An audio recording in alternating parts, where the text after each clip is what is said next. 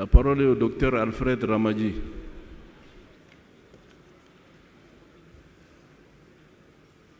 Docteur Alfred, est-il dans la salle?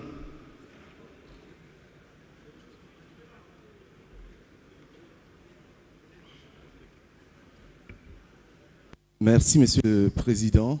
Merci au rapporteur pour la parole. Le Président a dit ce matin que presque tout a été dit. Et c'est vrai sur un sujet tel que le bilinguisme. Je m'en vais simplement proposer quelque chose de concret.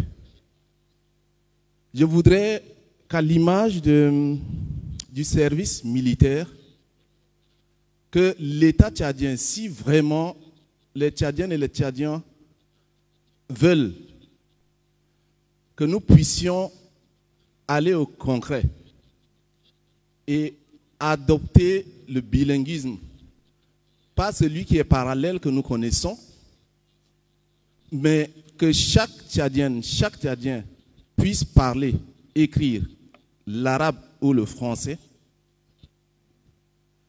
Permettons qu'il y ait un service, donnez le nom que vous voulez, mais que pendant une année, tous les jeunes bacheliers puissent passer une année à apprendre l'arabe ou le français. Si vous êtes arabophone, après votre bac, vous avez une année, vous apprenez le français.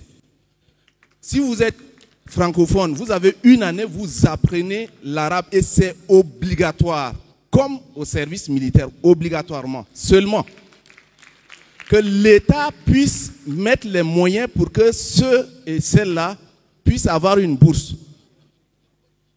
Pour les motiver, pour les encourager, il faut que l'État puisse donner des bourses pendant une année, que ces jeunes puissent avoir une bourse pour étudier le français ou l'arabe, et que la délivrance du baccalauréat soit conditionnée à la certification de la langue que le jeune ou cette jeune aura. Faisons cela. Pendant 5-10 ans, vous allez voir qu'on n'entendra plus parler de problèmes du bilinguisme. Faisons cela aussi pour tous ceux qui sont des enseignants. Et moi, en premier, je désire apprendre l'arabe parce que tous les cours que j'assure à la faculté des sciences juridiques et politiques de l'université de N'Djamena, j'aimerais bien l'enseigner à l'université Roi Faisal. Permettez que je puisse le faire.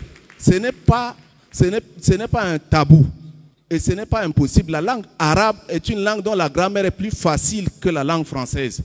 Si on peut le faire, si l'État peut le faire, il y a les partenaires qui sont là.